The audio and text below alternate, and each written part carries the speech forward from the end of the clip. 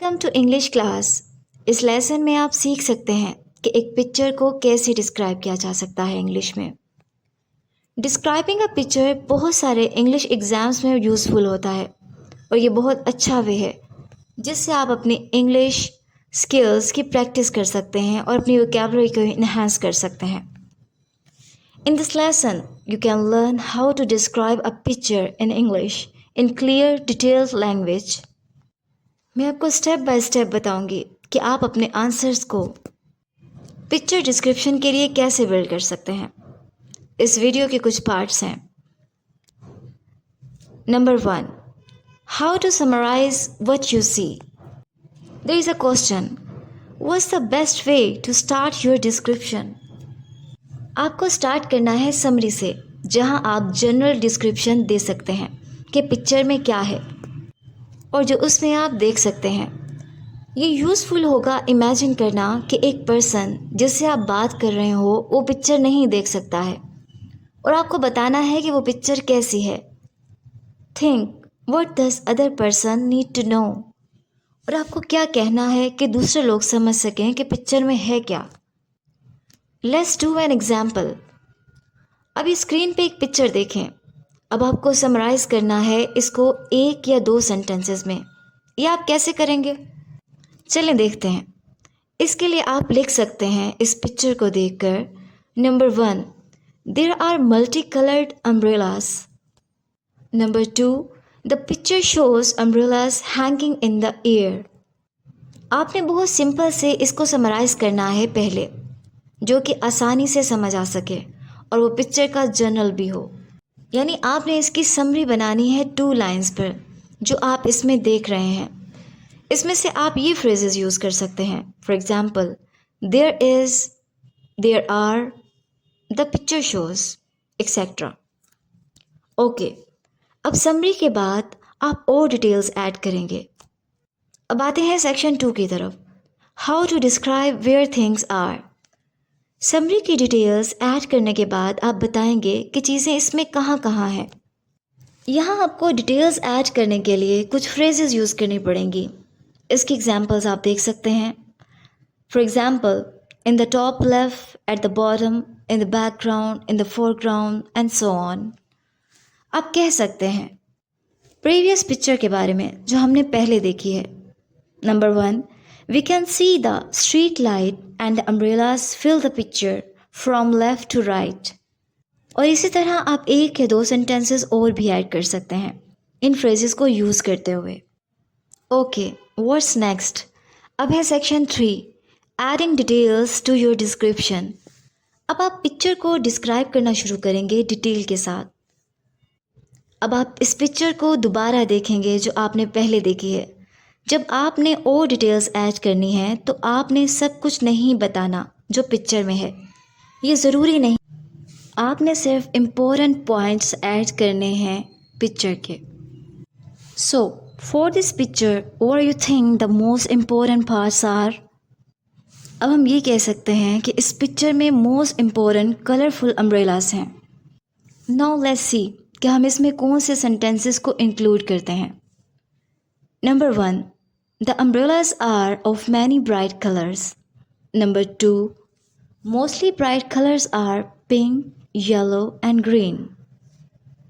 Number 3, they are hanging from wires. ये 3 sentences हैं लेकिन बहुत ज़्यादा डिटेल्स ऐड कर देते हैं आपकी डिस्क्रिप्शन में। अब आते हैं हम नेक्स्ट सेक्शन की तरफ, speculating about the picture. Speculating का क्या मतलब है? इसका मतलब है कि आप पॉसिबिलिटीज़ की बात कर रहे हैं। फॉर एग्जाम्पल, इस पिक्चर को देखें। Think about some questions. Why are the umbrellas there? Who put them there? इन क्वेश्चंस का जवाब देने के लिए आप स्पेकुलेट करेंगे। आप पॉसिबिलिटीज़ की बात करते हैं और पिक्चर के बारे में अपना ओपिनियन देते हैं। स्पेकुलेटिंग आपको हेल्प करती है कि आप एक लॉन्गर और मोर डिटेल्ड आंसर दे सकें। चलिए एग्जाम्पल्स देख लेते हैं। इस पिक्चर को देखकर ये कहा जा सकता है, I suppose it might be some kind of art project. Maybe one person put an umbrella up there as a joke and then other people started doing it too. इस example में मैंने आपने देखा है कि आप useful language को use कर सकते हैं। एक पिक्चर को स्पेकुलेट करने के लिए आप लैंग्वेज यूज़ कर सकते हैं, जैसे I suppose, may be, it must, he might and so on. Section 5, speculating about the context of the picture. जब आप स्पेकुलेट करते हैं तो आप सिर्फ इस पिक्चर के बारे में करते हैं जो आपको दिख रही है।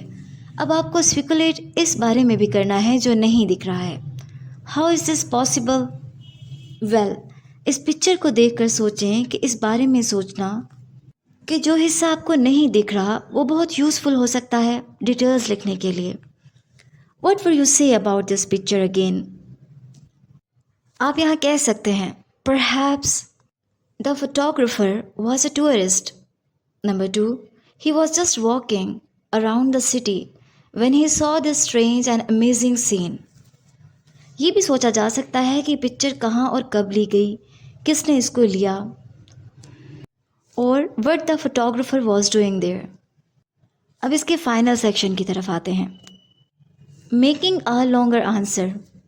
जब आप पिक्चर को डिस्क्राइब करते हैं तो इस सेक्शन में आपको क्या करना है? Number 1, give a summary of what you see. Number 2, talk right about where things are in the picture.